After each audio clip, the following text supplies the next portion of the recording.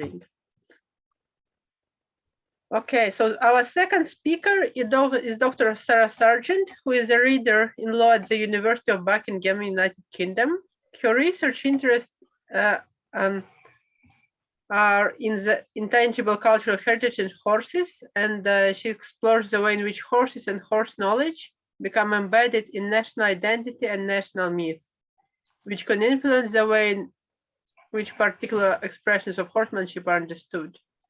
So in her paper, Intangible Cultural Heritage in Horses, the Making of National Myth, she will explore the way in which horses and horsemanship become an essential part of this natural myth. And I give the floor to you, Sarah, and I'm sure you can. Thank you. Mm-hmm.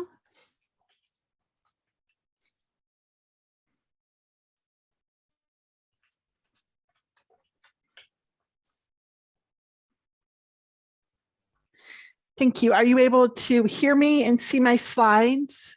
Everything is fine. Excellent. Thank you so much. I'm really excited to be part of this.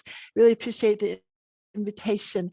The presentation I'm about to make is based on some prior published research I have, and very much on one that's forthcoming in volume 2 of the Chiron, which looks at tracing the legacy of Spanish medieval horsemanship in Texas cowboys and California vaqueros. So just as we've heard from our first speaker, the understanding that can be built at the national level about horses can become a thing of inaccurate stereotypes and even myths. And in this way, I pick up some of the themes that we've heard about.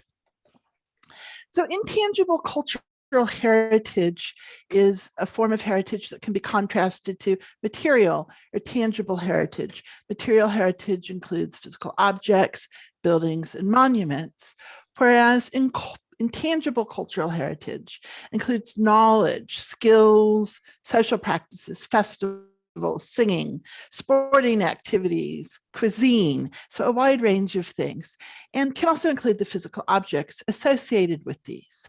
One of the hallmarks of intangible cultural heritage is that it's passed down from generation to generation, and indeed may be a community-based practice, skill, or knowledge, which fulfills an important role in community identity, community heritage, and on a larger level as national heritage, national identity. All forms of cultural heritage can be understood as including a narrative or discourse that underpins and explains the heritage element, linking it to the community and linking it to issues of community and national identity, and ultimately to national myths. Narratives are a very powerful part of the expression of cultural heritage.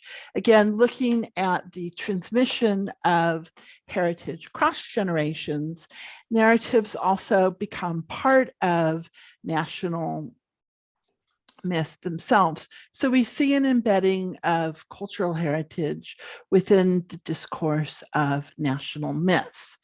And cultural heritage itself then becomes a very important symbolic representation for national myths and national identity.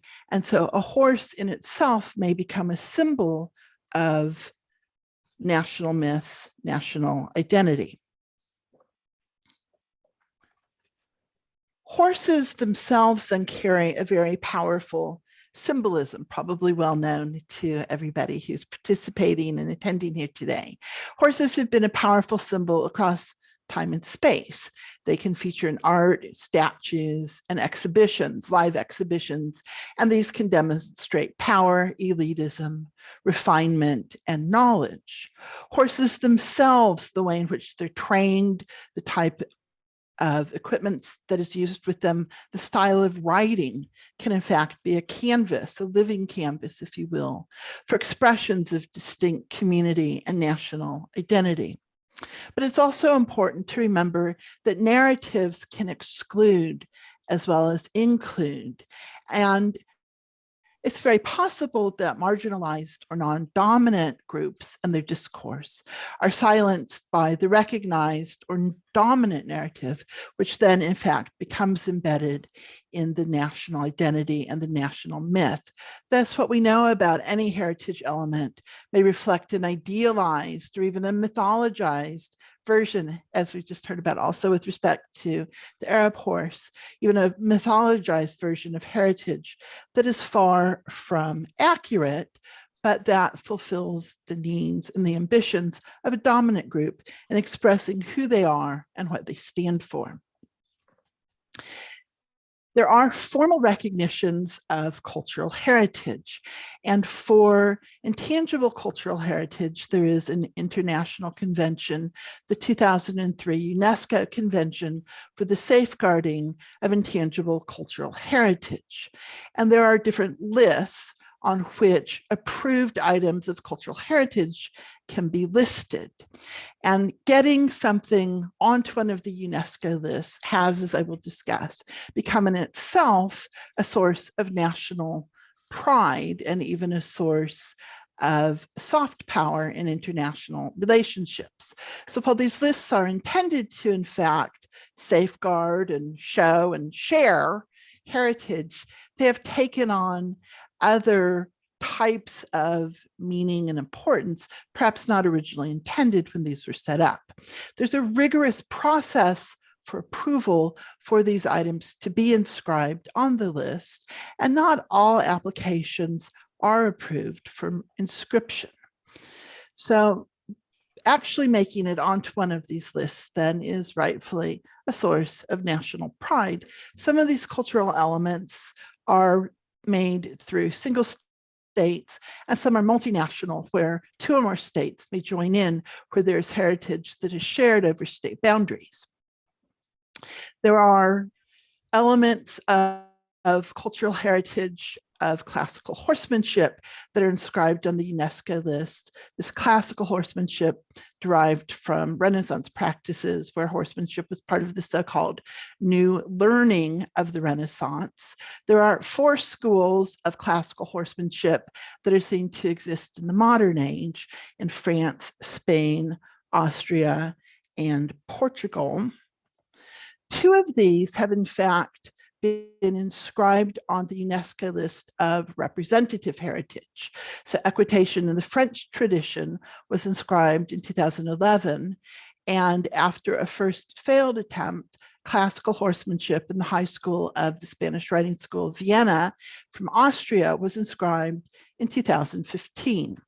There's a pending application under consideration right now for the Bazan horse breeding traditions, which is in fact a multinational nomination across many states, instead of the single state elements we see of France and Austria. So equine cultural heritage receives formal recognition through this inscription at UNESCO.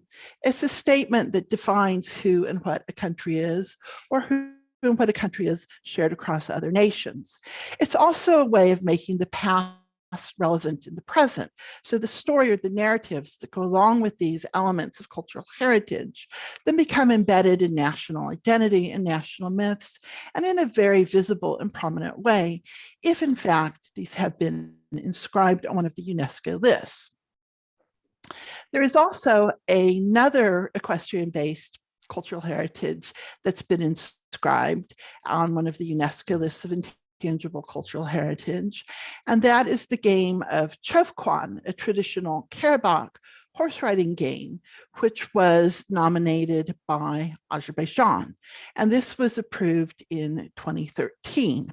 As you hopefully can see on the map in the graphic there, the Karabakh territory is located between Armenia and Azerbaijan, and is in fact the subject of an ongoing conflict between those two countries about who actually should have control and possession of the Karabakh. International recognition is given to the claims of Azerbaijan, whereas in fact, Armenia exercises a great deal of control in the Karabakh at the moment. And the conflict between these two flared up again in January 2020, 1920, if I recall correctly. So it is a source of ongoing tensions and has been ongoing since the collapse of the Soviet Union.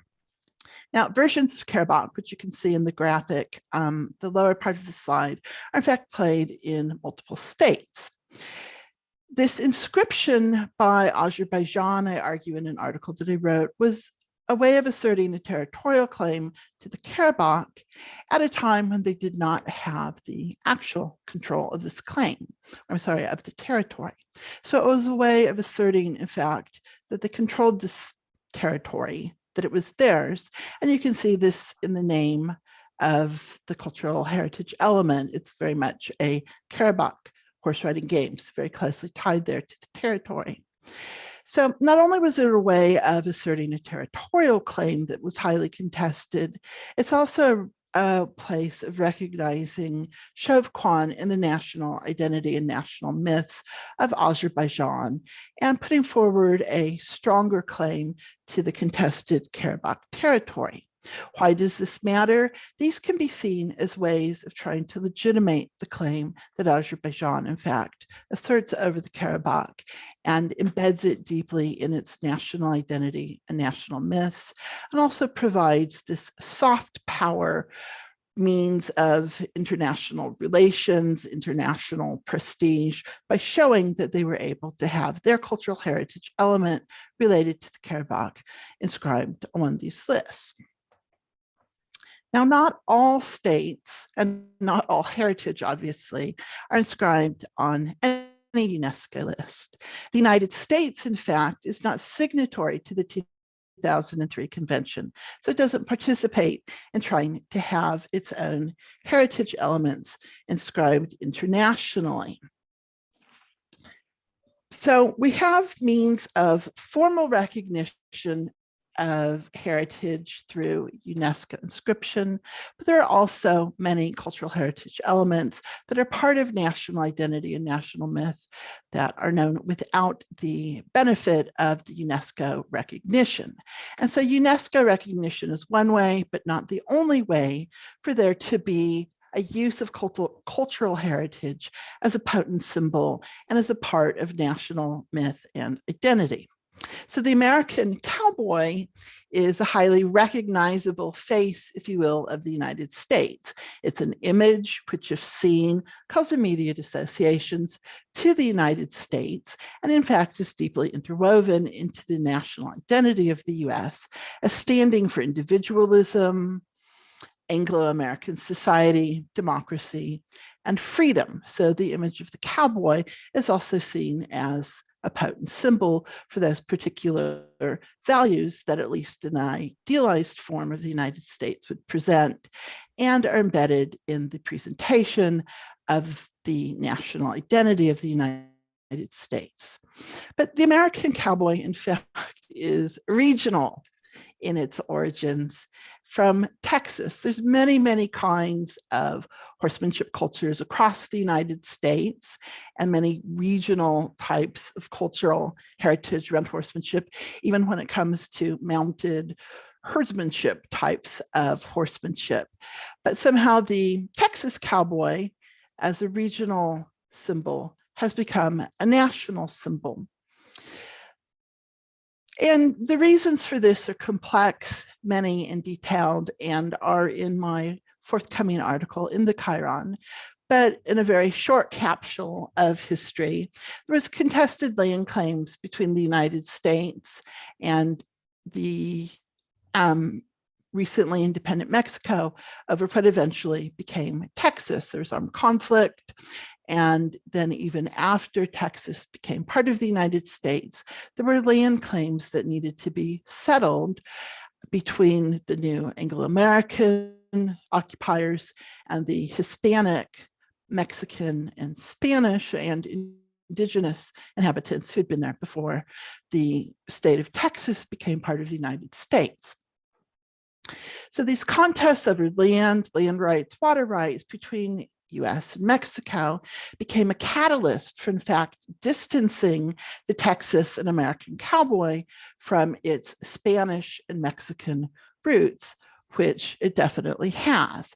Spanish and Mexican origins of Texas ranching and of the Texas cowboy equestrianism have been minimized and in fact removed from the narrative. And that was necessary in order for the Texas cowboy to become elevated to a unifying Anglo-American symbol.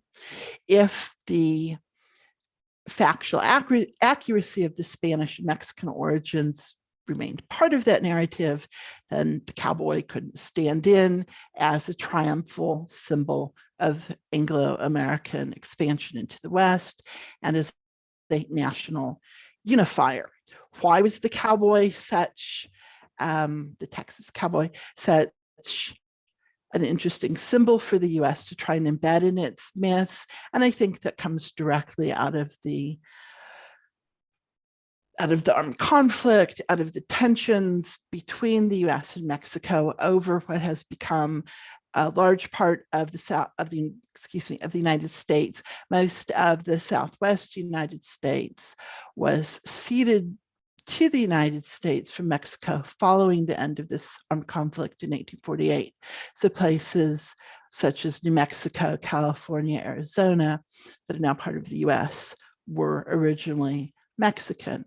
And so the cowboy becomes a way of the US asserting its right to that territory and in promoting these particular values that are part of the US national identity. Again, individualism, democracy, and freedom. And so for the cowboy to work at the national level, the regional conflict that elevated it to that also necessitates dimming, quieting, silencing the narrative of the Spanish and Mexican origins, and thus losing that aspect of Western Texas cowboy horsemanship and equestrianism. So dominant narratives do not present the full or even a factually accurate idea of equestrian knowledge. There's a risk of important knowledge being left out, forgotten, or ignored. And for equestrian cultural heritage, then we see in these different symbols and representations of equestrian heritage that there is a risk of less than full or accurate transmission of important practices, knowledges, and lore. Does this create an impact on day-to-day activity with horses? And it certainly may. If you're working with a horse or wanting to educate yourself on a horse in a particular equestrian tradition, some of the important knowledge may have been lost when it is taken out so that a dominant narrative can, in fact, pervade. Does this have a wider impact on community support and engagement with particular equestrian heritage elements? And again, the answer is very possibly. Equestrian heritage elements come to stand for something in particular, can come in to stand as symbols in what can be contested claims over territory, cultural claims, and assertion of the rightful place of a dominant culture, dominant narrative, and silencing the non-dominant or marginalized part of the heritage and of that community itself. So when we recognize equestrian cultural heritage, whether it's through the formal UNESCO means or the less formal means through which equestrianism becomes embedded into national myths, it raises a question: with these types of narratives deeply part of our understanding of equestrian cultural heritage, does there remain a way to give voice to the excluded or marginalized narratives and recognize their important knowledge, practice, and lore as part of a particular equestrian heritage? Conclusion, I'm done.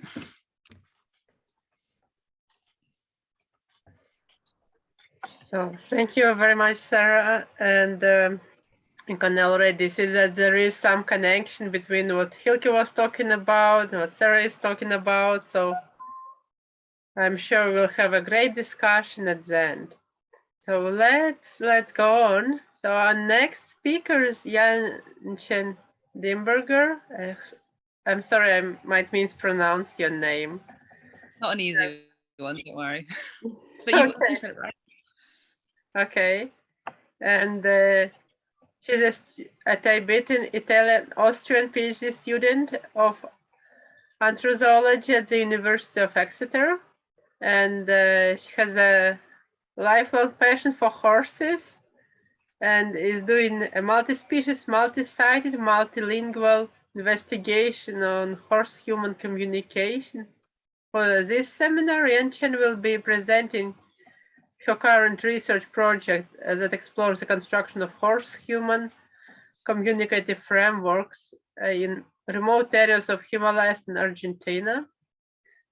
And this is a preliminary paper based on her preliminary fieldwork. Thank you very, very much. I mean, first of all, so how you just introduced, which was brilliant. It's also what I was going to say for the first few things. So thank you for saying that. But first of all, I wanted to say a huge thank you for organizing this. And this is really, really exciting because the talks are all linking in so well and they're giving so many ideas and so much food for thought. So thank you for organizing, and thank you to all the speakers for coming, because it's super interesting. And I know that they've been interesting so far, and the next one's going to be like, Miriam's going to be great as well. It's a really, really great event. Thank you. So as was said, I'm Yan-Chen, and I'm a PhD student at Exeter. While I'm sharing my screen, I hope this is starting to work. Can you see my slides? Yeah. Yes, this is great. So as Anastasia said, I've always had a passion for horses, and after finishing my degree in Tibetan studies from Vienna University, I worked in different horse worlds and disciplines around the globe, including the Himalayas and especially in Argentina. And today's presentation, I'm basically offering some preliminary findings from my current research, and any feedback would be super, super, super welcome. So horse-human communication has been fundamental to all horse worlds in human history. My research uses 2 case studies in Argentina and the Himalayas to explore how an interspecies communicative framework is constructed and how this differs in different cultural contexts and according to different epistemological traditions. Epistemology basically being how we know things. Let's see if I can click it through. There we go. Language understood in the broadest possible way is fundamental to the horse-human relationship. Not only is it the framework of communication built through interspecies interaction in things like training and daily coexistence, but it's also intra-species communication. So how horses communicate amongst themselves and how humans communicate to each other, in this case about horses. These languages, in inverted commas of sorts, aren't only the foundation of a long and varied history of horse-human relationships, but they even capture modern creative imagination, as I'm sure many of you have already seen.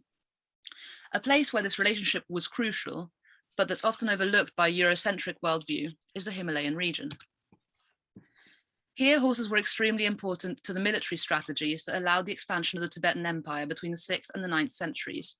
And as the Tibetan historian Dennis Twitchett puts it, with reference to the competition between the Tibetan Empire and the Tang dynasty in China, for empires of this era, the control of horse pastures was as potent a source of power as the control of key oil fields in the modern world.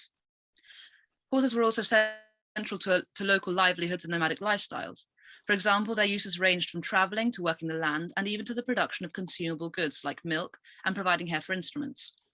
Horses were also part of wider networks, including the Silk Roads and administration, which meant that they were key to trading and mail, and had regular interfaces with other horse cultures, such as that of Mongolia. Horse significance in the functioning of Himalayan societies at the time meant that they were extremely precious, and horse grazing lands were often a reason for dispute or even war. The horse's symbolic importance in social and religious contexts was also huge, and in some cases it carries on to date. An auspicious symbol that originates in Tibet but has now spread across the world is that of Tibetan prayer flags, for example, which in Tibetan bear the name of their most common central figure, the Lungta, or the wind horse, a symbol of well-being and good fortune throughout Himalayan culture. On the mountainous border between the Humla district of extreme western Nepal and the Tibetan Autonomous Region, we find Limi Valley and village. The landscape and the culture are typically Tibetan, as is the dominant local language. Here we can see a mural from the local monastery showing a very important horse deity on horseback, which shows a common motif in Tibetan symbolism that shows horses as a bridge between the worldly and the divine. In this area, horses still have great symbolic importance, which, among other things, means that the condition of the horse or the horse herd is seen as a reflection of an individual, a family, or a community, and their prosperity and social status. Here, horse culture reminds us of certain European medieval practices, as do many aspects of daily life. This is partially due to the remoteness of the area, which is 2 internal flights and 7 days walking from Kathmandu, which is the capital of Nepal. A certain amount of distrust of outside influence, and a strong spirit of preservation for a traditional, in inverted commas, way of life. This location is part of the sacred landscape of Mount Kailash, the most sacred mountain of Western Tibet. Among the manuscripts collected in the early 20th century by Orientalist Giuseppe Ducci in Western Tibet, there's a beautifully illustrated manuscript that captured my interest as an undergraduate, student of Tibetan studies. It's estimated to be an 18th century compilation of various texts from distant places and times, coming from as far back as the international and quite cosmopolitan medical gathering promoted by Tibetan Emperor Chizong Detsen at the end of the 8th century. The text still hasn't been fully translated. I'm working on it at the moment, and it's hard work and it's full of spelling mistakes. But it talks about equitation practices, medical care, genealogies, veterinary care, and it endows the horse with consciousness, perception, and sometimes even discriminative cognition. In the Tibetan context, the horse is classified as a sentient being, or a semchen, and it's attributed a principle of consciousness, namshe. Both elements qualify us as humans and them as horses, as entities trapped within the cycle of continuous rebirth in the different realms of existence, the wheel of life, or samsara, which we can see in this image. According to Buddhist ideas, principles of consciousness can reincarnate into one of the 6 realms of sentient beings according to the law of karma, or in other words, according to how they've behaved in their previous lives. Suffering is seen to be part of samsaric existence, which we can escape by accumulating positive karma and being reborn into the human condition that has enough suffering to want to reach enlightenment and enough cognitive abilities to do so. Treating others with compassion and empathy is a way of accumulating positive karma. Each of the 6 realms has more or less favorable conditions to reach the final goal of enlightenment, and these are often determined by the reflexive and cognitive capacity of the principles of consciousness in that form. The namshe, or the principle of consciousness, refers to the part of us that reincarnates, a quasi-spiritual entity. So the common Tibetan saying, Taki mi sum namshe chik, horses, dogs, and humans have the same kind of principle of consciousness, demonstrates a continuity between human, horse, and dog forms of principles of consciousness, categorizing them as having similar subjectivity, cognitive ability, consciousness, and therefore importance. To a certain extent, this saying seems to contradict the concept of the 6 realms of existence, and it places horses and dogs on the boundary between the animal and the human realm. The idea that horses and dogs have a similar principle of consciousness to humans may reflect the intimacy of their interaction and communication. Empathy with these animals as communicative beings results in positive karmic consequence. During my journey and stay in Limi, I saw a wide range of uses, treatments, and perceptions, not only of horses, but also other sentient beings. Some of these reflected Buddhist values, while others seemed to contrast them. Non-empathic behavior often came out of uneven power relationships that commodify individuals, be they human or non-human, and see their existence as determined by their utility as an instrument, rather than having value as sentient subjects. This is still consistent with the expectation that life in samsara is suffering, but the karmic consequence of inflicting this behavior and suffering onto another is negative. When trying to understand this behavior within the wider context, it's interesting to note that non-empathic practices conflict in principle with local ethical beliefs. It's even more interesting that although the majority of dominant actors are aware of this incompatibility, there's a continuous reproduction of a relationship where the potential subjective agency of the other is seen as an obstacle that needs to be coerced into complete compliance, allowing no room for complaint, not even when demands exceed physical capacity.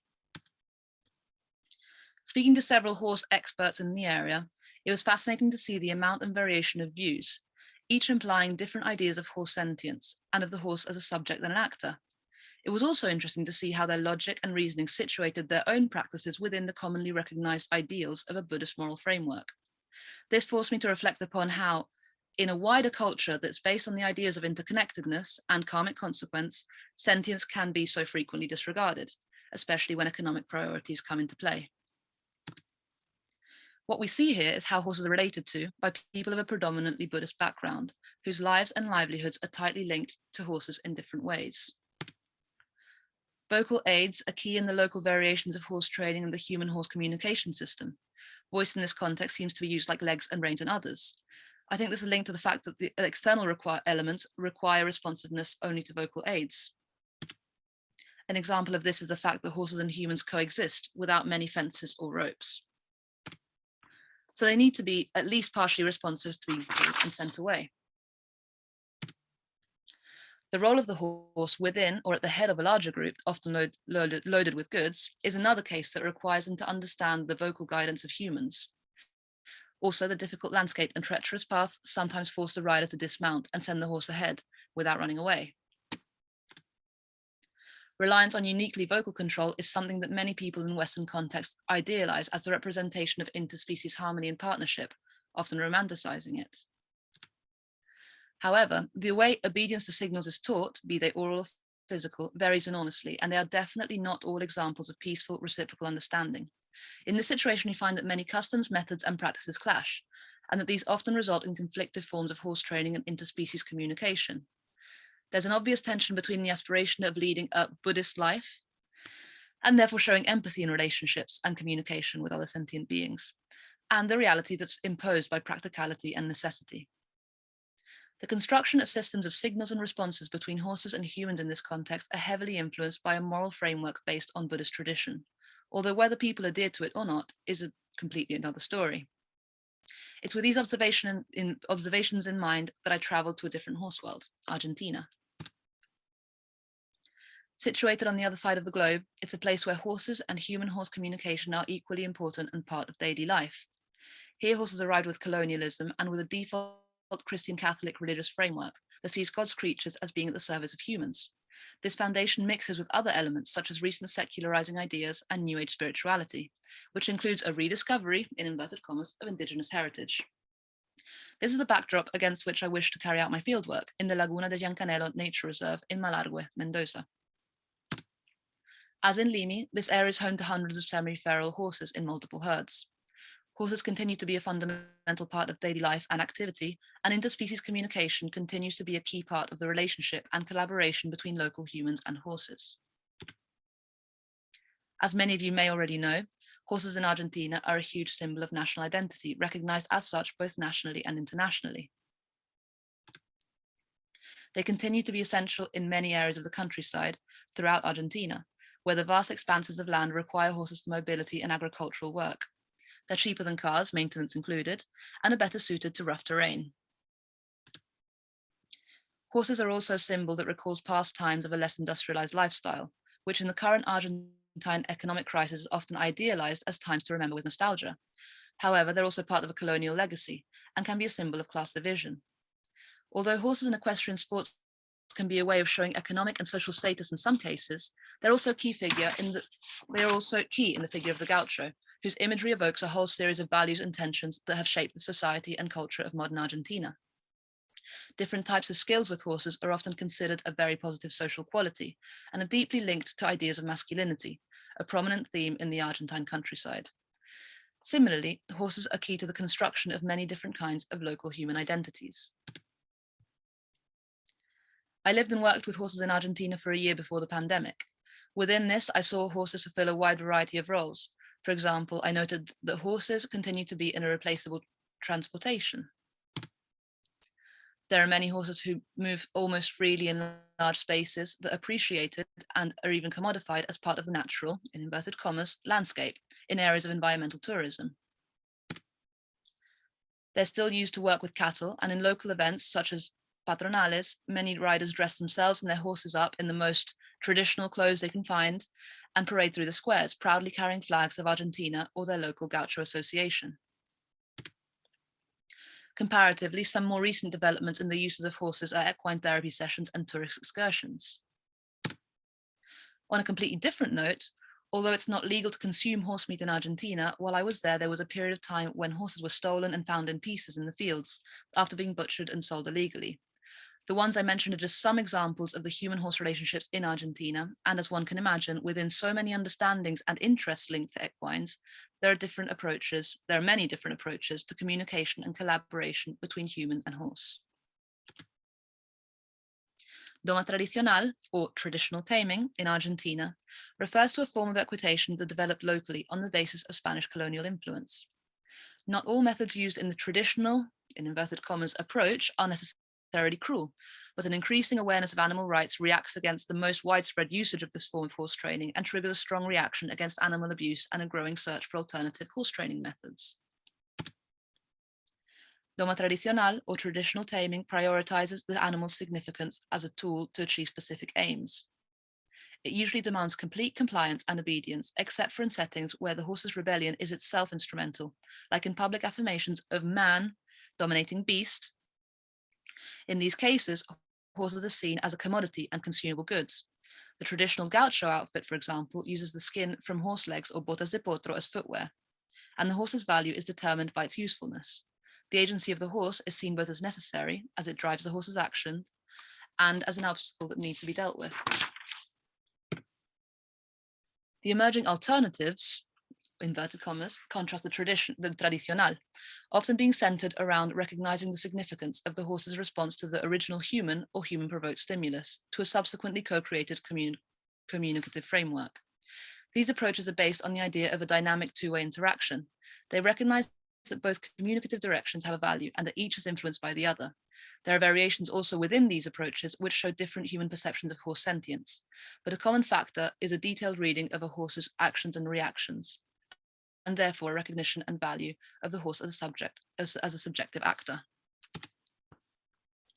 Local horse trainer Guillermo El Paisa Gonzalez, for example, bases his training methods on interpreting horse behavior and dejarlos elegir, letting them choose, between lo más fácil, the easier, and lo más difícil, the harder. He attributes the communication and collaboration between himself and the horse to the manipulation of a supposed choice and its outcomes. This process recognizes the horse's agency in terms of subjectivity, cognitive ability, and consciousness. At the same time, the human profile of this tamer is very much based on the values and heritage of the tradicional, that often lies in tension with non-human-centered approaches. I've just finished some preliminary fieldwork in Argentina, where I was talking to horse trainers, academics, and exploring the field. And this type of tension has been a common pattern throughout my interviews and experiences. While recognizing horse subjectivity reflects the Tibetan idea of sentience, religious belief in the Argentine context seems to be less prominent than in Nepal, and therefore less influential in the construction of interspecies communicative frameworks. In Argentina, the different human-horse languages and their establishment seem to be tied more into layered and complicated construction of identity, with multiple origins and hugely different belief systems and moral guidelines. What we can conclude from the situation in Argentina, like in Nepal, is that communication matters. Also, it's not necessarily always the human that shapes the horse, but also the horse that shapes the human, both in sense of embodied practical knowledge, as well as in the construction of identities. In the current wave of animal studies, relationships between humans and other animals have been interrogated extensively, as has communication, so that the privileged status of verbal versus non-verbal communication has been called into question. Many have suggested that non-verbal communication and language systems of the body have their own unique complexities, and figures such as Cary Brandt and Paul Patton, for example, refer to an ongoing conversation between horses and humans. In their work, this communication is characterized as having a sort of grammar, which can vary and change to the point that different horse worlds have different final vocabularies. However, it's not only the language constructed between humans and horses that's important, but we should also recognize that the language used among humans about horses is very influential. Implication of power dynamics in the etymology of different terms related to horse training are found all over the world. Many of you may be able to pick up on subtle differences between terms like breaking in, taming, backing, and training, to name a few. Without going into these in too much detail, I've chosen some similar examples from the two specific field sites that are worth looking at. For example, the verb dul in Tibetan can be translated directly as to tame, but is also commonly used to describe the process of religious conversion among humans and implies the harnessing or domestication of other belief systems.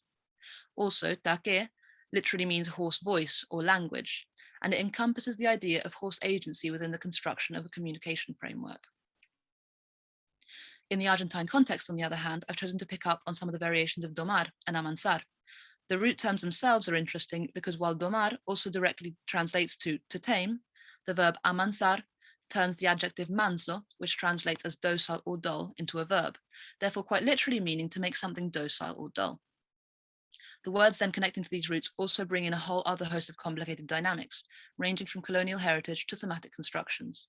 For example, the projections onto ideas of indigenousness, nature, behavioral characteristics, and ethnic identity.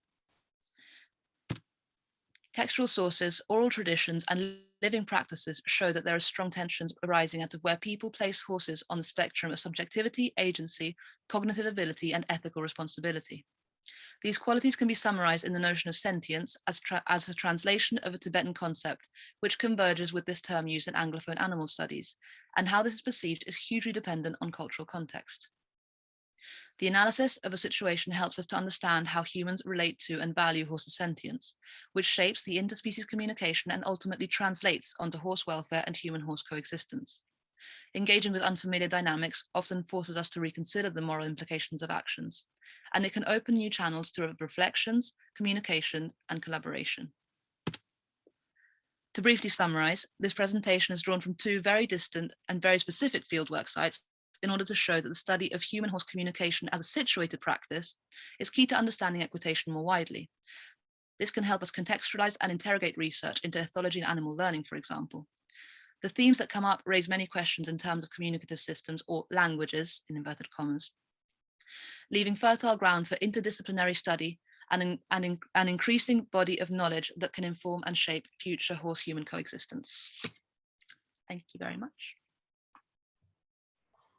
Thank you very much, Yan-Chen. This was a fascinating presentation and comparing two very, very different cultures as well. And we are moving to South America with our fourth and final speaker. So Professor Miriam Adelman is affiliated to the Federal University of Panama, and she is currently working on Brazilian equestrian traditions and the new equine economy. So, Miriam, the floor is yours. Okay. For some reason, I am not successful right now in sharing my screen with you all, and I don't know why. Wait, let's try this again. Yeah. Oh goodness, we had tested this, right? And it was working. Everything will be all right, don't worry. Okay, can you see it? No, right? No, not yet. Okay, this is very strange. Okay. Share screen. Okay, now I think it's gonna work. Yes, Okay, it's coming. now you can see it. Okay. Now, what I would like to do is go full screen on this. So let me see if I can. I don't know if I can. Let's try it.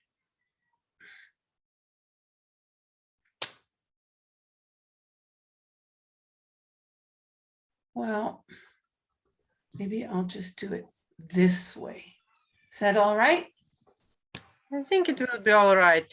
Don't worry if Okay. cannot do Rather than waste time. So I have from the field of sociology and also literary studies, and as a person increasingly interested and engaged with human animal studies, I have been working on different aspects of Brazilian equestrian cultures since 1995. So, I was in a bit of a doubt as to what approach to take here, and I decided that I would give you a talk which is more of an overview, because I realize that so many people in Europe and in North America as well really are not familiar with Latin American equestrian cultures. And so I've done something which I'm calling History and Contemporary Realities. Begins with a bit of a historical approach that my colleague Ana Lucia Camford and I presented in Leeds at Equine Cultures in Transition. And then I'm going to work up to give you more to where I am at present. And hopefully I'll be able to, in the amount of time that I have, I've tried to actually do a summary just to give you an idea of the different kinds of sociological and anthropological and human animal studies issues that have arisen over this whole long path of research, and also I think it's important to emphasize that we've been working quite hard on putting together a network of people in Latin America who study equestrian cultures from human science approaches. It's not been easy. I really feel that there's a kind of a sea change now, and there's a reason for this, which if I can, in a also very peculiar way in which it's manifesting itself, but if I have a chance, I'll get to that at the end of my 20 minutes. So this is just a map here of Brazil, which is the largest country in South America, much larger than most of the others. Basically, historical sources suggest that horses were landed in Brazil in the 1500s. There are different, well, yeah. So here you can see on the map some of the points where this first encounter of Portuguese explorers and indigenous people occurred. And of course, you are all aware of the fact that equines were brought to the New World first by Spanish and Portuguese explorers. And of course, following there's a particular history in North America, which is a bit different. But so what follows? So yes, initially horses' presence in the formation of Brazilian society had the mission of improving the control and occupation of the vast Portuguese colony. This military task was at the same time the expression of the privileges and supremacy of a small economic and cultural elite in the face of a majority population made up of indigenous people, mixed mestizo peasants, and enslaved Africans. Of course, there's so much to be said and explored just about, how much the presence of the horse has actually began to change the landscape and the environment of the South American continent. And my colleague Ana Lucia is doing a lot of work on that right now with an environmentalist focus. So horses and livestock in general. Fascinating work, which I will be able to recommend to all of you soon. Beyond their use in productive activities, horses became an element of distinction and discrimination between those who were identified by their high social status and those who were regarded as uncivilized. In other words, between those who owned horses and those whose manual labor kept them alive and well, or between those who had the access to the best of horses and those who did not. Also, horses, mules, and slaves were contenders for the same type of tasks. Until the mid-19th century, in fact, slaves and indigenous labor were habitually used for transportation purposes. And this kind of activity persisted for a very long time in order to keep the displaced indigenous people, quote unquote, busy. And of course, because it was profitable for slave owners and for elites following the abolition of slavery in the late 19th century. However, well, the whole issue of horses' presence in rural labor is still has persisted until today, and this means into the 21st century. So this is quite an important difference, I think, between the way we talk about contemporary equestrian cultures from a North American or North European perspective, or from a Latin American one, which at the same time does not exclude certain convergences. But anyway, so from a more historical perspective, the preponderant use of mules in cargo transportation decreased with the amplification of Brazilian railways to link major productive regions of the country inland, the frontier, the interior, to the capital and ports. At the same time, increased cattle breeding as of the 20th century established a secure workplace for horses, consolidating their role as humans' major partner in rural labor. And Brazil is, as you've seen, and you probably already knew, it's a continent-wide, practically, it spans a good portion of the South American continent, and regional differences between the North and Northeast, the South, where I've been living for over 30 years now, are really great, and also have bred particular regionally based equestrian cultures. But one way or another, from the Northeast to the South, from the character of the so-called peón in Spanish, the equestrian cattleman, has created a very rich and regionally infused anthropology, and it has attracted attention. This is an important point, I believe, because, as I said, we've had a hard time bringing researchers together in different parts of Latin America who want to continue with these equestrian themes. But there is some historical, the historical research that I have been able to find actually has been very specifically focused on the gaucho. So that overlaps also with Yan Chen's object of study. And in fact, we are currently engaged in intense conversations about this. So quite happy about that.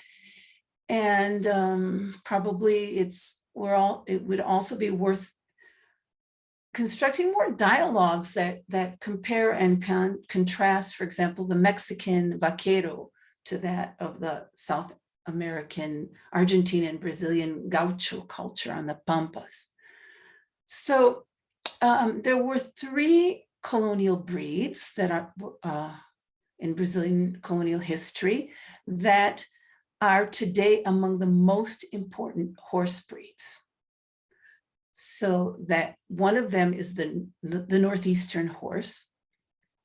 The other is the Criollo, which I've studied in Southern Brazil. And it's also a breed of horse that is shared to some extent with some variation and different approaches to just how significant this variation is between people in the southern part of Brazil, Argentina, Chile, and Uruguay, and perhaps even a bit in Paraguay. So all of these countries boast a Criollo horse breed, which I think has basically the same morphology and functionality and so forth.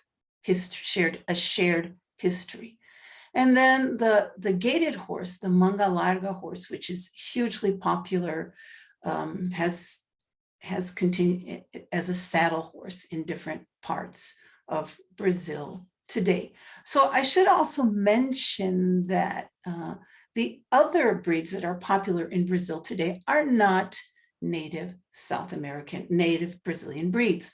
The American quarter horse is extremely popular in the rodeo environment that I've been studying. And to some extent, there's a rivalry that has been built now for decades between rodeos which use the Criollo and rodeos which use the American quarter horse. So let's see what we have here. I should also say that among the world's horse giants, we have 2 Latin American nations, one being Mexico, which I believe has the third largest horse population in the world, and is followed Mexico is followed by Brazil. So the data, we don't have access to the most updated statistics, so I'm not actually certain, but I do believe that before Mexico and Brazil come the United States and China.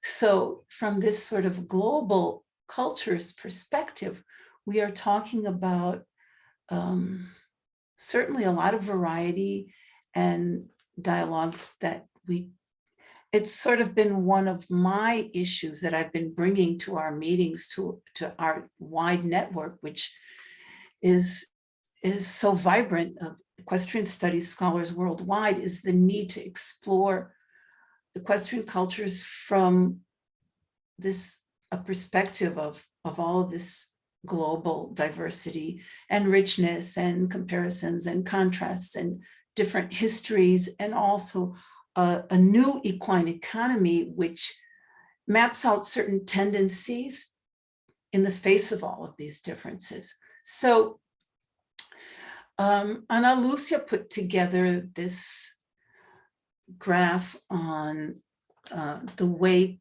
today the use of the horse and the distribution of sport and leisure activities involving the horse today. But actually what we haven't included here is some data that says that 80% of horses in Brazil today, of that vast horse population, is still used for rural labor and transportation functions. So here, what you see is already a segment, which is probably a minority segment of the horse world. And again, we do have a very hard time putting together precise statistics. So, we have data here, which was collected from a study that was published in 2016, which suggests that the whole data collection process occurred earlier. So whatever I say about how the new equine economy, how proportions of workhorses and sport and leisure horses are represented within it, may not be as accurate as we would like. So what you see here, what appears here as vaquejada, that's a form of rodeo. What you see as QM, criollo, that's also largely linked to rodeo sport. Hipismo would be show jumping and dressage. PSI, thoroughbred horses, racetrack. Cavalgada, which could be it would be basically tourism related equestrian excursions. And so we have quite a lot of activities there today, which are also involved in disputes over identity and shares of market shares. Now, here I have a slide about the Criollo horse and its history, and I brought that in specifically because it's a breed that's still today very much tied up to the southern part of Brazil, where I have been doing my research. So just a brief bit of history. The Criollo horse was an essential partner of European explorers and native peoples in the constant crossing of national borders, thus becoming the pride and joy of Argentines, Uruguayans, Chileans, and Brazilians. Their aptitudes and appearance were shaped through generations of social and natural selection, along a course laden with natural and social constraints and advantages. During the 4 centuries of Brazilian colonization, these horses became close partners of native peoples as well as of non-native settlers of the territory, taking part in rural work and agriculture and livestock handling. And they were also a prime resource of the cavalry that engaged in border conflicts and armed disputes.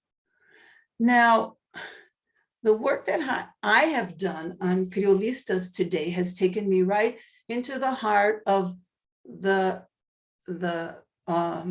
processes related to the production of this new equine economy and how it engages people's identities and passions. So, for example, these photos I took when several years back I visited a national Criollo horse show held in the southern state of Rio Grande do Sul. And it's interesting to see the caption here would be more than just a breed, it's a lifestyle. So for people in Rio Grande do in the three southern Brazilian states of Rio Grande do Sul, Paraná, and Santa Catarina, the Crioulo horse is a signifier of a long history, but also of a lifestyle that is enjoyed more and more by people who live in cities, whose families have rural roots. And something that I noticed when I moved to Curitiba and reconnected to the horse world was that, and in contrast to my childhood and adolescence in the United States, you'd be very hard pressed to find people, regardless of social class, who do not have some kind of family, still a very living family connection to the rural, and therefore to horses as well. So yes, horses are ubiquitous still, even in cities. And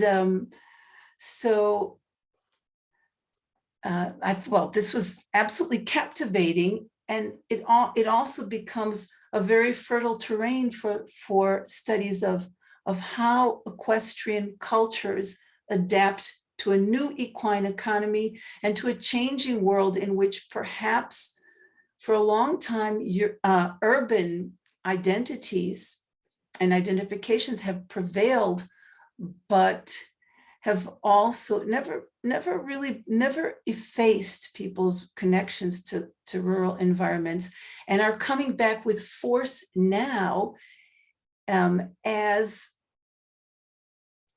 ecological crisis has encouraged more people to revalue their rural origins.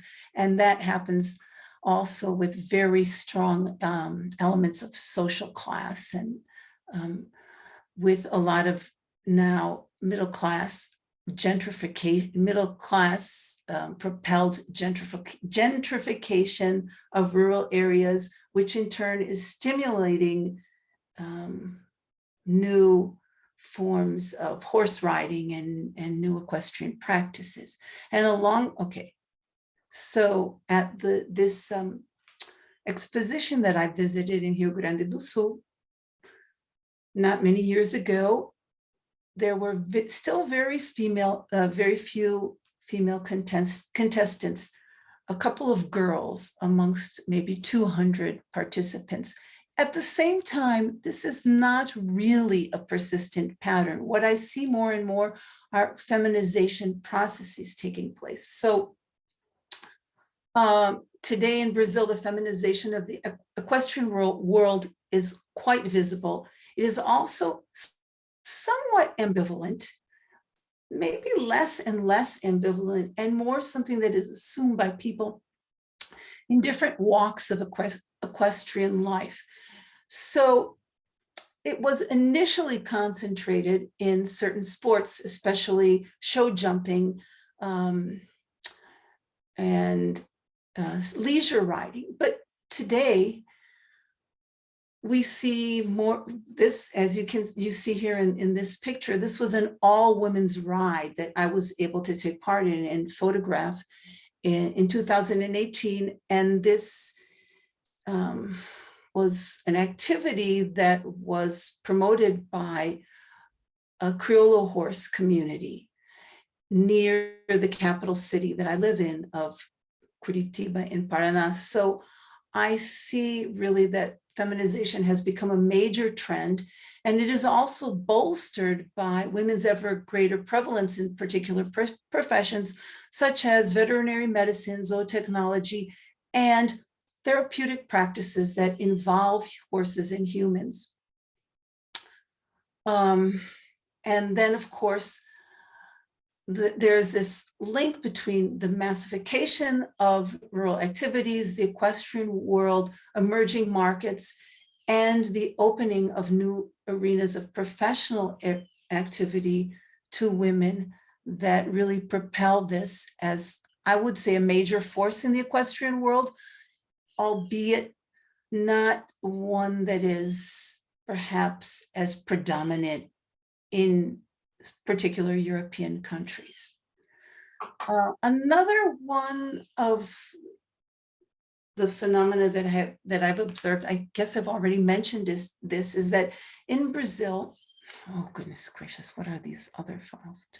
Okay, horses are ubiquitous. So if any of you have a chance to come and visit, you will notice that you can go to the country's largest cities. You can go to Rio, you can go to Porto Alegre, to São Paulo, to Belo Horizonte, or come to Curitiba, and you will see horses certainly on the outskirts of the city. So this is a picture of my own field work of children who live in a sort of in a poor neighborhood on the outskirts of Curitiba.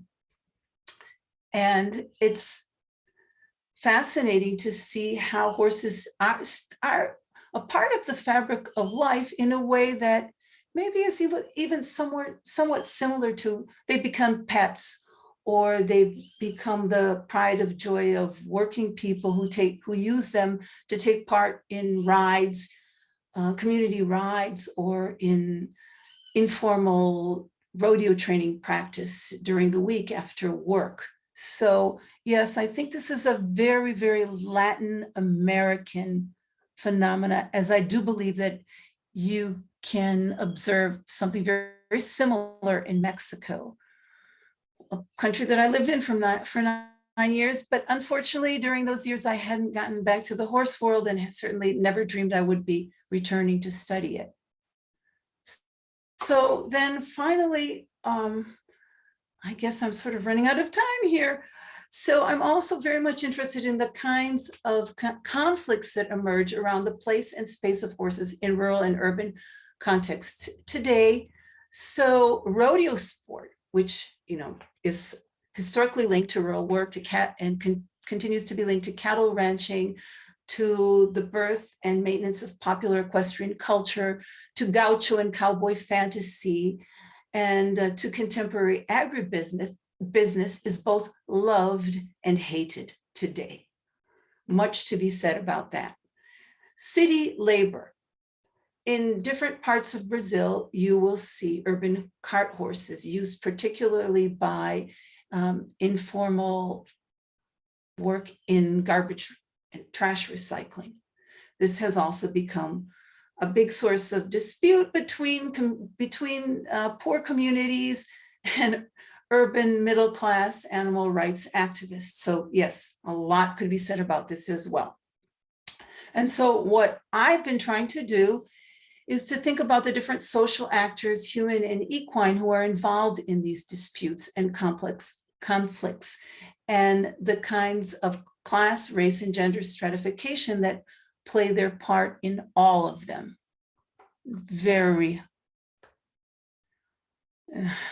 It's very challenging. So finally, I won't read from the slide here, but a huge segment of the new equine economy in Brazil are therapeutic practices and sort of some of the offshoots of a therapeutic approach to the horse. And so that includes formal programs, such as this one, which I visited also in the outlying area around Curitiba, the capital city that I live in, based on a biomedical approach to equine-assisted therapies, and then to a broader sense of the horse, an appreciation for the horse as healer. And I do understand this as a global tendency, and one that is taking root now, not only in Brazil, but throughout Latin America, and generating different kinds of interests, the practical and also the theoretical. And so in some work which I'll be presenting this weekend at the Equine History Collective meeting, I'll talk more about what I have initially found, but I have been able to identify 3 basic types of equine-assisted therapies. And one of them is, let's say, the much less, one that has become increasingly legitimate, which is based on the biomedical approach. and then a couple of others. So I've identified through these 3 different kinds of programs going on in the area that I live in, which have expressed therapeutic purposes, but are divergent in terms of the perspectives that they involve and that they develop and that they defend. So the one that I refer to here as conventional would be more the biomedical. Then there's another approach which is linked to people who are engaged in coaching with equines or working in a kind of a non-conventional psychotherapeutic practice, which is also hotly contested by people in the field of recognized in psychotherapists, but it's called family constellations, and then family constellations with equines.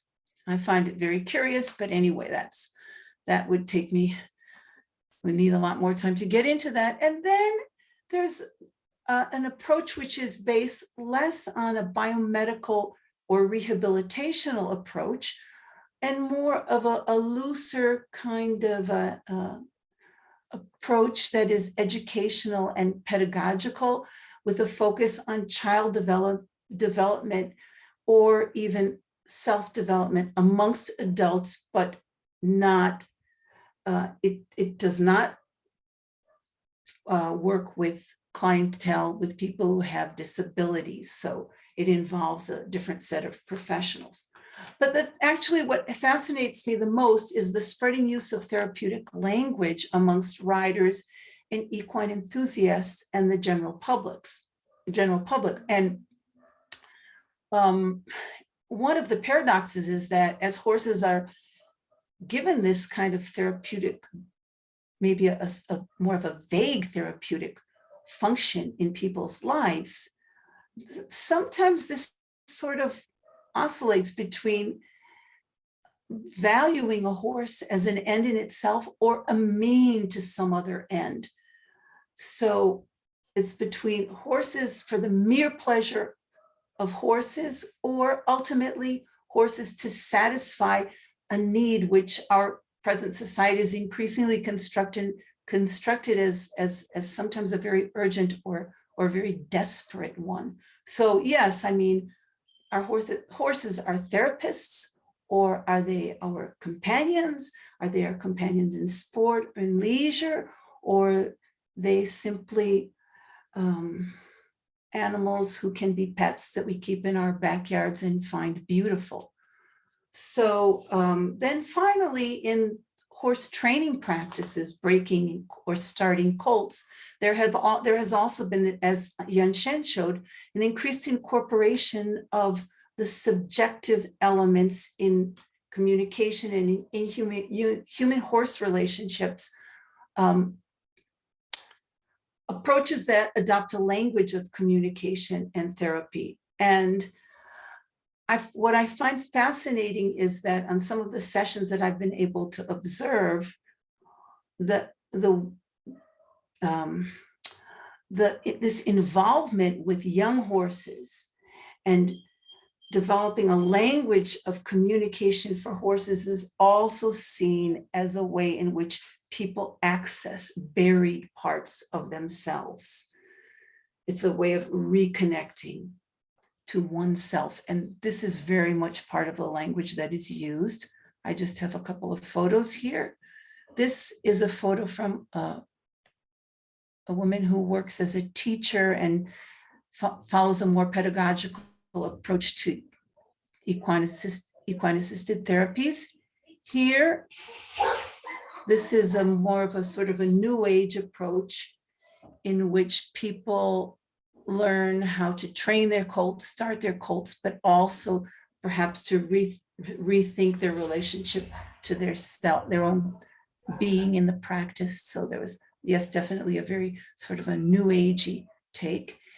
And then finally, I would say that although agribusiness interests play a very controversial political role in Brazil today, which includes the equine sector, and is played out, for example, in current conflicts around rodeo practices, the tension between meaning making and market making practices can sometimes, in the best of hypotheses, become a creative one, or we hope that it can, seeing as the market making practices are here to stay alongside the meaning making ones, and in the best of circumstances can lead to the building and adoption of new models for rethinking human-horse relationships and cultural identities that have been historically constructed around and through this relationship. So I'm sorry if I went over my time, but thank you all. And that's it. So thank you very much, Miriam. This is fascinating. And of course, we can see overlaps between other things we may have witnessed in the past or with other papers. Latvia also is very kind of horsey country where people always say that they have some backgrounds, so horsey backgrounds, countryside backgrounds, and say, oh yes, I know how to ride horses. I was once riding at my grandfather's bareback and I was being led. I was 4 years old. I fell off. So I know how to ride horses. It's a big problem when people like this come to your yard and claim that they can ride. But let's look at the questions. Oh, yes, so there are two questions from Miriam to Hylke, and maybe Hylke, we can start with these two questions. Can you see? Are the ones in the chat, yeah? Yes, from questions from Miriam Adelman. I have been to Morocco. Maybe Miriam actually can answer them. Okay, so I'll read the both of them together. So I've been to Morocco and Tunisia, and I saw that local people who I did not identify as members of the elites seem to have access basically to two breeds, Berbers and Arabs. And so I was wondering if this distinction would provide any clues in reference to the questions that you are asking about the authenticity, about the Arabian as authentic signifier of a certain origin or place. And then the other, are there any female voices among your Islamic sources? And I'm very curious about this for several reasons, but also because I've been a longtime reader of Fatima Mernissi, Moroccan, and reading her books led me to believe that there's a lot more out there, that women were out there, let's say historically, in many more ways than Orientalist discourses would initially lead on to. So I'm wondering in relation to horses specifically, if you had come across any. So those are my questions. Okay, thank you for your questions.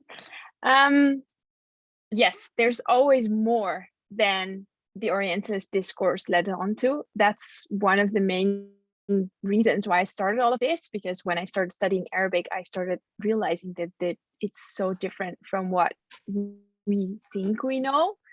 And I have a question about epistemologies to both of you also, but also to Yanshen, because this is like, we tend to view horses through this sort of Eurocentric model. And for example, the tradition of horsemanship, everybody starts with Xenophon as a sort of like a Eurocentric start for everything. While maybe there's evidence that horsemanship is broader than that and comes from different places.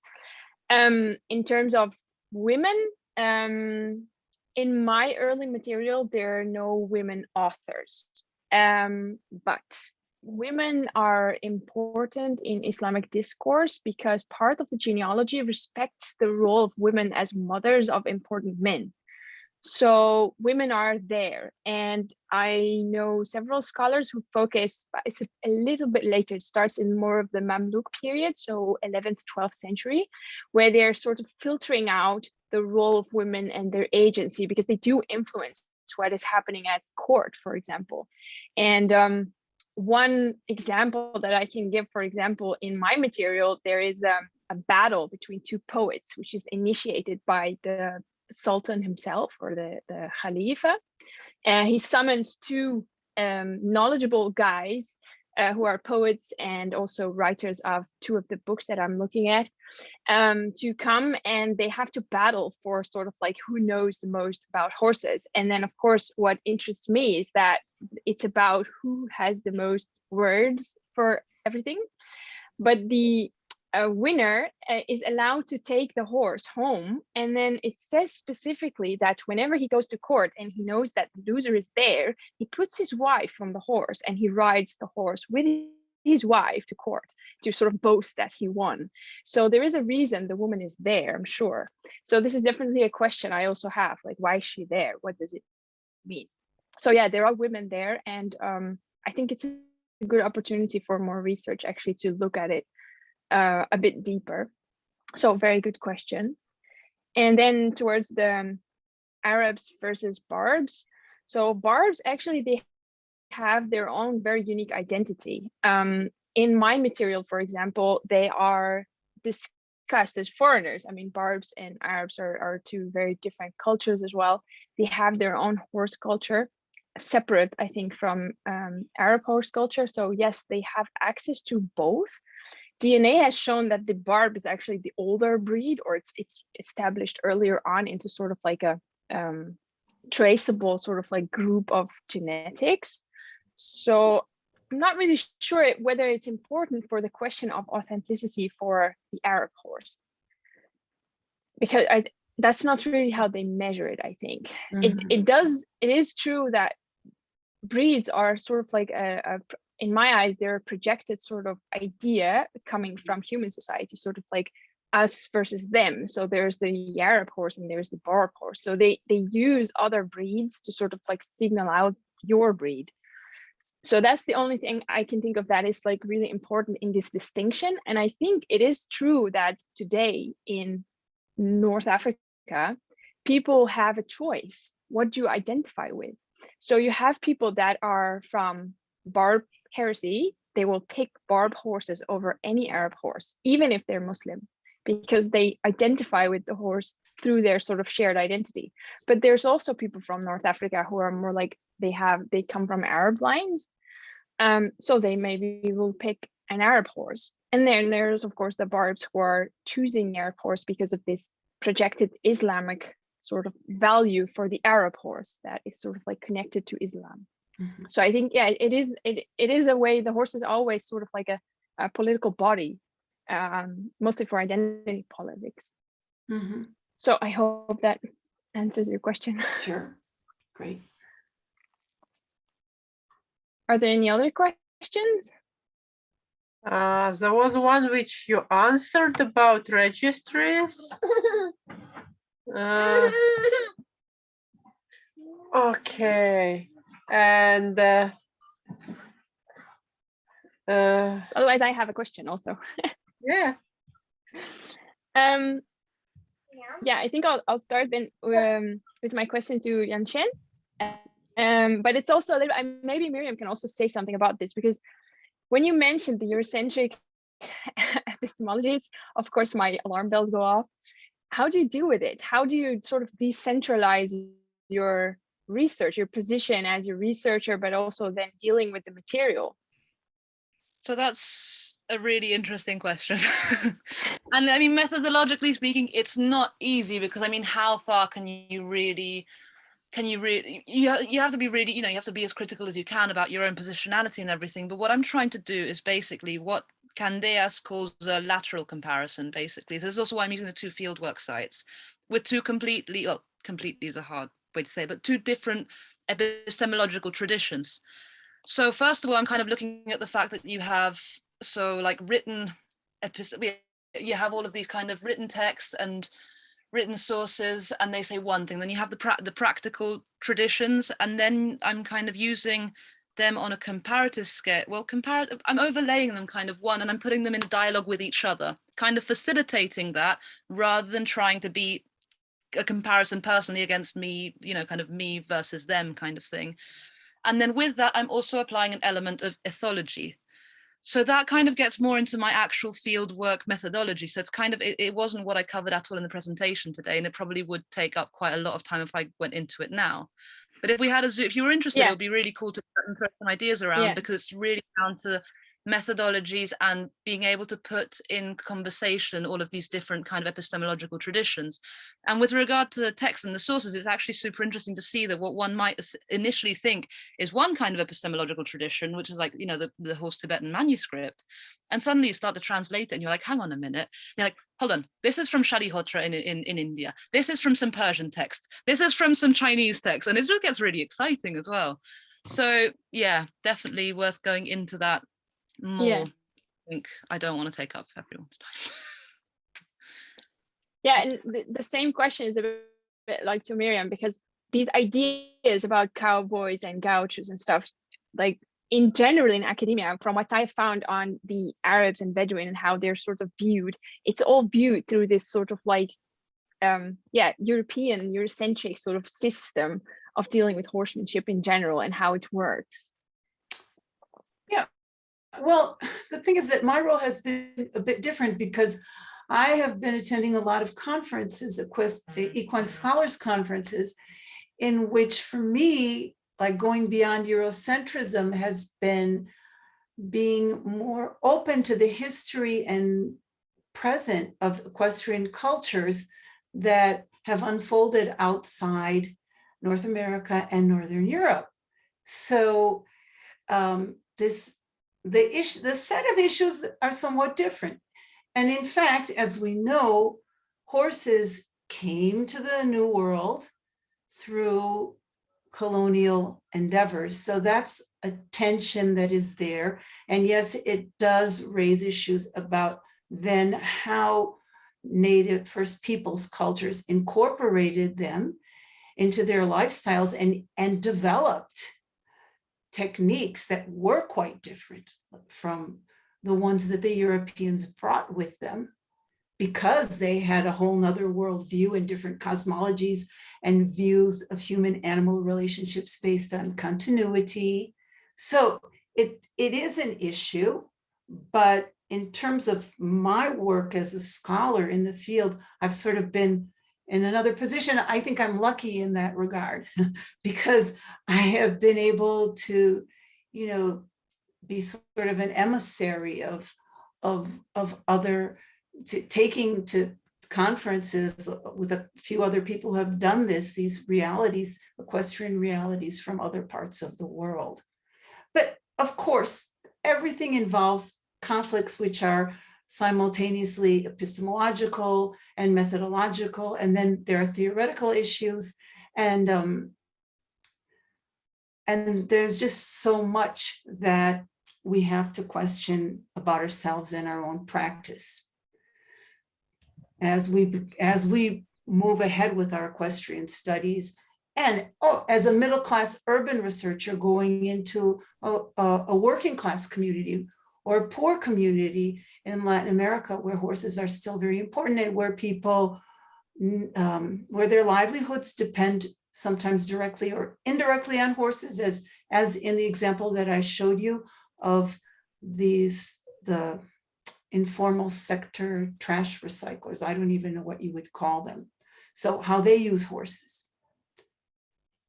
Lots of conundrums for us. Thank you. Can I add just a couple of things, a couple of thoughts in response to what Miriam said?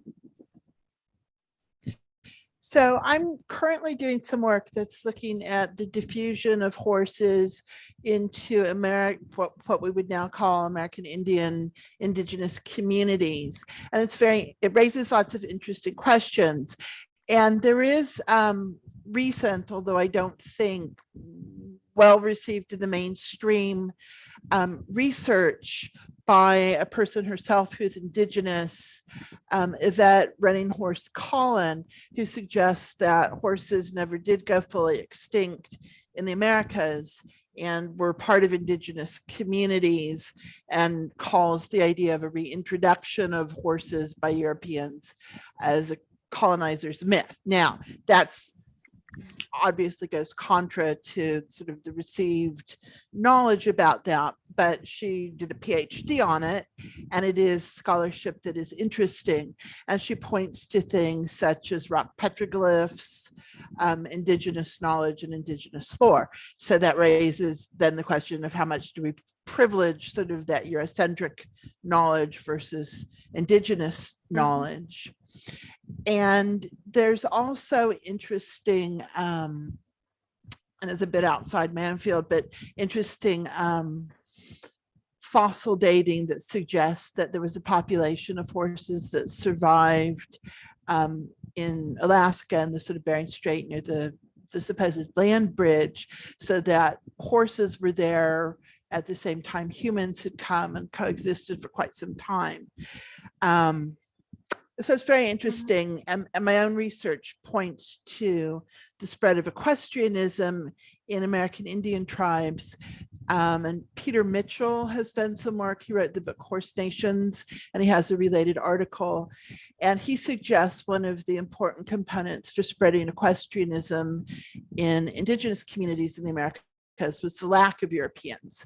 And so I'm looking at then the ways in which equestrian knowledge was transmitted, and how much of the European elements remain and how those were replaced with other things. So anyway, just wanted to add those things. That's fascinating. I mean, I have not heard any of those arguments being made in relation to South America.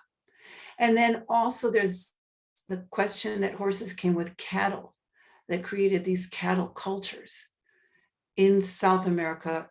And you know how that has been tied to just large scale environmental change and of course militarization and conquest. But I've not heard anybody question the disappearance of or non-existence of horses in South America prior to this encounter.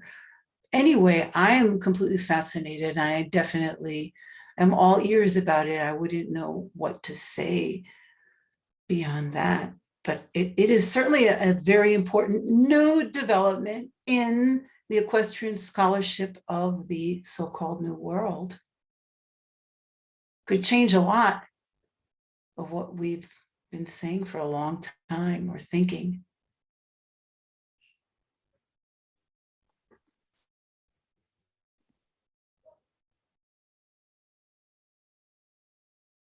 Okay, so there is a question. Actually, I was about the ICH becoming a sort of soft power and suggestions of how to mitigate this. And yes, actually, I was fascinated by Sarah's presentation. Part of it I already knew because it's in her 2 articles which are coming out in. I went one in the Sharon journal, which will be the next issue. It will be open access and online. The other is in a volume which is not open access, but will come out shortly. But about the Karabakh horses, I knew about the fact that it was it became part of UNESCO heritage, and but the way you developed this idea was very interesting. Actually, I was wondering about this as well. So maybe you could. Sure. So, yeah, intangible cultural heritage being soft power is something that's been looked at really widely outside of horse cultural heritage. And how do you mitigate that? Well, let me start with the soft power. So the ability to get a particular heritage item inscribed on a UNESCO list really has become a key feature in international relations, sort of international prestige, as opposed to hard power, which is considered economic and military power. So a country can claim and is given a certain amount of respect about its cultural heritage if it has the recognition by being on a UNESCO list, which is an unintended byproduct of inscription. I think inscription was intended to be a means of cataloging and safeguarding. It's become very political. And And I can send Anastasia, I've done some research on this, I won't go into all of it, but some links to my articles. There was quite a bit of resistance to having the French classical horsemanship inscribed. It was said, well, it's European elite, it's not really heritage, it's a sport. And then getting the Spanish riding school in, Austria tried to get that in and it was turned down. So they came back and tried again with similar sorts of claims of Eurocentric elitism, and it's not really heritage. So getting it in then becomes a real sort of marker of its importance to that particular state and that state's importance in the world, that it has things of great cultural value, and raises the state, if you will, somehow in the international relations, diplomatic pecking order in the world community. And is particularly appealing perhaps to states who don't assert military dominance or economic dominance. So horse cultural heritage certainly features the inscription of the Chevquan was really interesting because Chevquan is played across a number of countries in that region and has similar sounding names. You know, it may be different in some respects, but it is a linked heritage. And there was quite a bit of political upset that Azerbaijan inscribed Chevquan in relation to the Karabakh territory. And I think, you know, no accident that they're asserting the territorial claim through heritage. At the same time, there is an actual armed conflict over that territory. Not what heritage was meant to do. How do you mitigate those effects? Good question. Lots of scholarship out there on that. I suppose the summary would be, there isn't an answer. I think that UNESCO has sort of reluctantly become aware that there are these uses and the politicalization of inscription of cultural heritage. UNESCO urges, for instance, multinational, so more than one state putting an application in, but states working together, where they share heritage. And that's been done with the Lipizzaner horse breeding, for instance, where I think there's 7 or 8 states. So that's one way they try to mitigate the soft power claims, is encouraging heritage sharing. But really limited sort of solutions out there. And I'm afraid I don't have any better ideas than people who focus on that a lot in their work. Yeah, thank you very much. Especially in the light of like a recent event, I was thinking about this a lot, because during the conflict, I have friends on both, not friends, but people I know on both sides. And hearing the opposing opinions from a girl who was also a horse owner, an Armenian girl, who before the conflict seemed only interested in clothes and horses, and holding very, very strong political views, very violent. And then I had an ex-colleague who was from Azerbaijan, and of course her view was just the opposite, and also very bloodthirsty. And yeah, it's very interesting how you can make claims and put cultural heritage into this mess as well. So horses are not just horses, there is something behind it. And it's still an ongoing problem. So we are running out of time, and it's Thursday evening or Thursday morning, Miriam, I guess.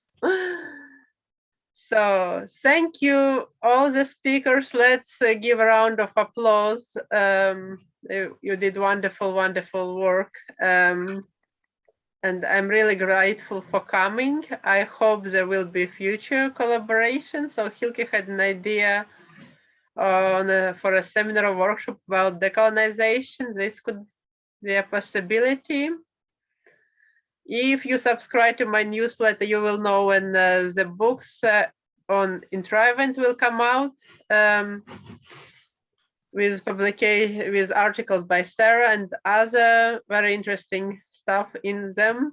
And if anyone has a burning question or comment they want to make before we finish, you're welcome. No, then. Well, I had a question to Miriam, but I'm not sure we have time. No, if Miriam is okay. I'm fine with it. Well, Sure.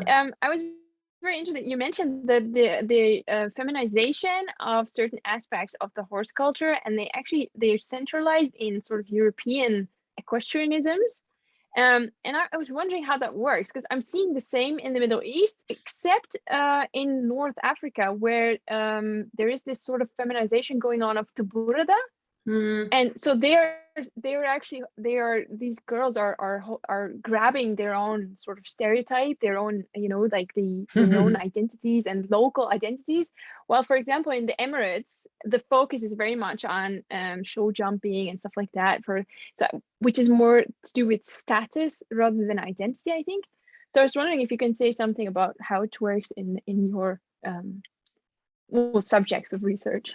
Yeah, I just wanted to say that I have to correct myself because actually I was coming back to a presentation that I did some years ago, and I'm more and more thoroughly convinced that we can no longer say that the feminization of the equestrian world in Brazil happened, well, perhaps it began certainly more visibly in the more elite-based equestrian sports. And there might be any number of explanations for that having to do with just the greater freedom that women from upper middle class and middle class backgrounds had. But at the same time, horses are so much of Brazilian life, especially in rural and semi-rural areas, in smaller towns, which are called cities here, but I often, I go, like this place is, I go and I say, this is not a city, this is a town, and there are horses everywhere, and horses are in people's backyards. So, when horses are so much a part of people's daily lives, little girls learn how to ride. And I don't know what it was like 40 or 50 years ago. I think there are a lot of regional variations, but I can say that I was fortunate enough to have been able to interview people who were instrumental in getting the organizers of the male Criollo Gaucho rodeos to allow girls and women to participate. This was something that happened in the late 90s. So today in 2022, I guess I would have to really rethink that, because there are so many, especially young women, who are from more working class backgrounds. And after all, we're talking about a country that is one of the most unequal in terms of class and wealth and gender and race in the world. So yes, women's visibility in the equestrian world is not really, I think it would be incorrect to really say that that was such a middle class phenomena. It couldn't be a mass phenomena if it were a middle class one. And so I'm very happy to say that I've become more and more attuned. I wouldn't say attuned, that I think the force itself that women themselves have become very visible in those sort of more country or rodeo or Criollo horse cultures of the South. And so they are no longer male cultures. I think I can go as far as saying that. I don't think that that one could make that same assertion for the northeastern part of the country, from what people who are starting to do research there tell me. And as far as the central part of the country around Sao Paulo has a very large rodeo circuit. One of the, the Barretos rodeo, actually, I think that's the largest rodeo in the world. And it's part of the American quarter horse sort of rodeo circuit. And I think that it is probably more male dominated than the Criollo rodeos are today, just the fact that bull riding activities are included already injects a kind of a bias into it. People in the Southern Criollo rodeos they have aligned themselves with certain animal rights protection regulations. So they've discontinued wild bronc riding and that sort of thing. So there are tons of factors there. But yeah, at least here in the southern part of the country, I definitely would not say that. There's a mass base in which, for equestrian cultures, and women are probably pretty close to the 50%. And they've become probably more than 50% of horse vets, which also is, most of those women are from more middle-class backgrounds, but not, that's involved in a whole web of changes and also current backlash and retrocess. So, we're part of the struggle. That's a good thing. Yeah, thank you. Thank you. And Yanchen, I think, had a question. I have a comment and a question. I just don't know if we have enough time. I mean, I don't want to take up, we're kind of... Oh, it's okay. I mean, you're not taking anyone's private room. Okay, well, anyway. So this is just a quick comment from what you were saying, Miriam. I just thought when you were talking, it came to mind that I watched, it was a news, I think it was a news report recently about Sortijo, which is basically this race that you have on horses in Argentina a lot of the time. A really typical gaucho race where you have the horses charging along in tiny little rings about this big.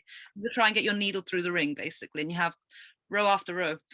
And it was interesting because they were doing like a video, kind of a short documentary about it, which I want to send you. I'll send it to you. But it's there was this girl on it, and they were saying this was done in 2020, and she was dressed up in the pilcha paisana. She was really, but dressed up as the male paisano, but still, they're quite general neutral, close to a certain extent in that sense. But then the committee wouldn't actually let her race because she wasn't dressed with the traditional wear.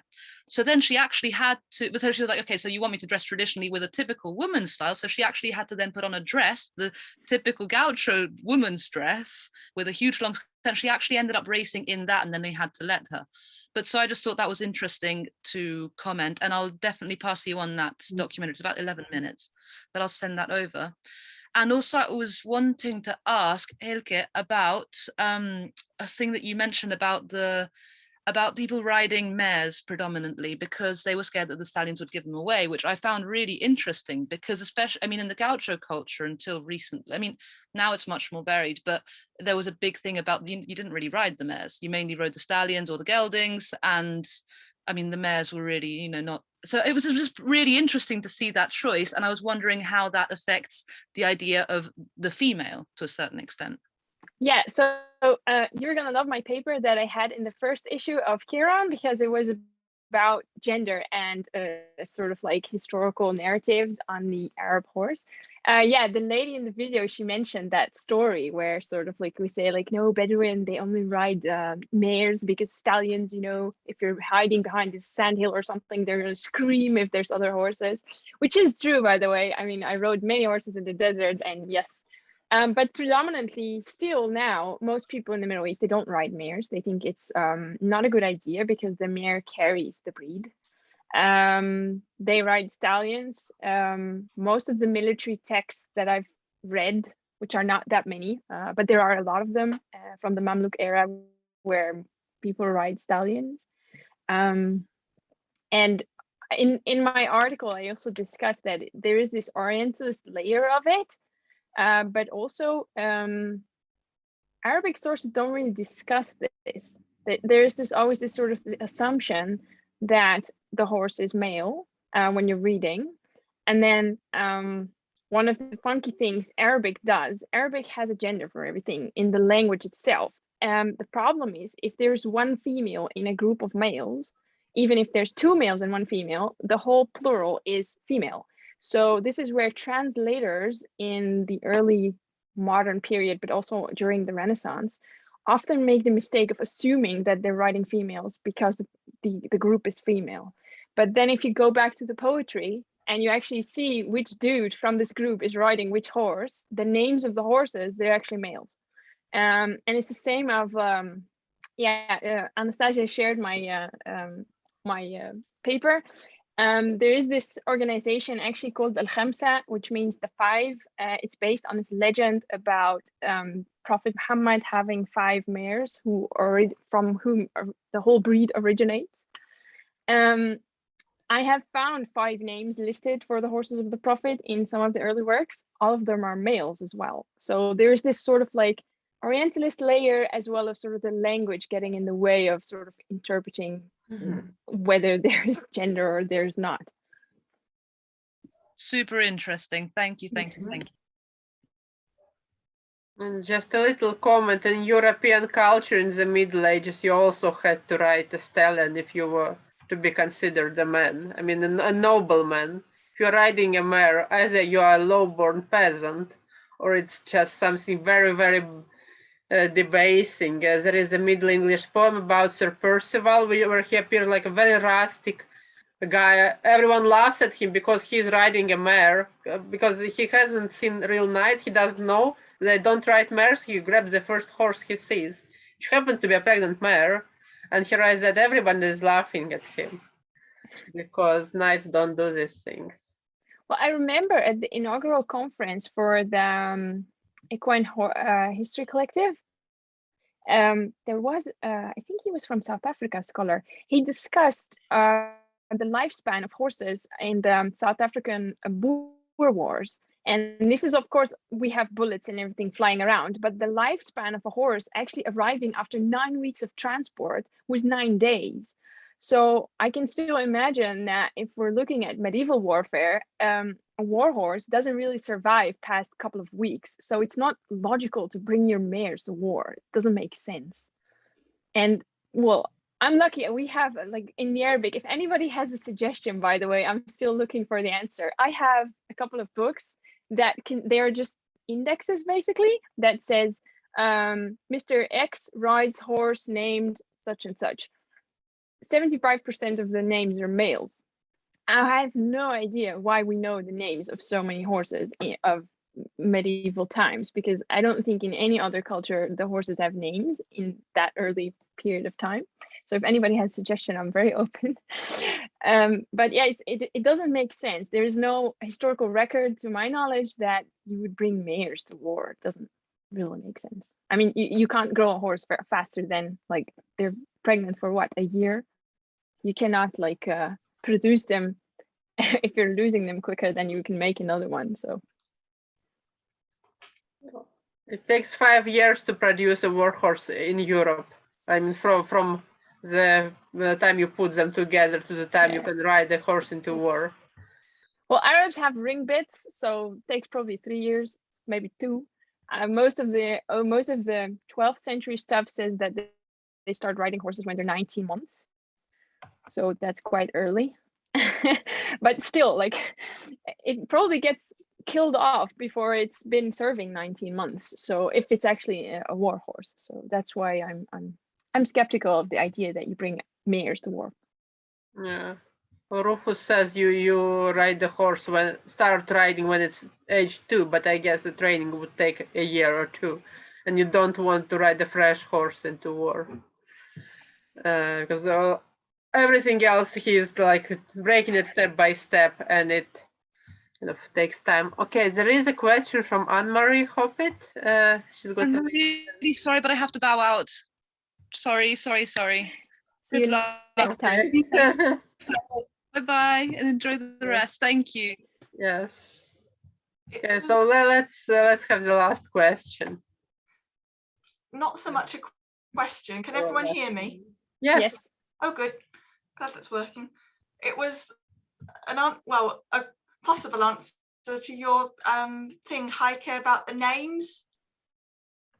The only thing I'm thinking is, were they fairly high-ranked people you've got in the list? Well, they're the only people that are sort of recorded, basically. Now, they're generally they are this warrior poet stereotype that early Muslims were fascinated with, because this is what they thought was their like super ancestor. So all of them are people who later sort of, at least they or their progeny, converted to Islam. All of them were seen as warriors, so they or their progeny participated in Islamic warfare, so the conquests, and almost all of them also produced some form of poetry. So yeah, they you can see them as elite, I think. Not sure if we can talk about their society in terms of elite, because they are more of a communal type of society. The only thing I was thinking was something, and contradict me on this, Anastasia, if I'm barking up completely the wrong tree, but something along the lines of the fact that in Arthurian stories, we've got Gawain and Gringolet and Roland and his horse, whose name I probably forget.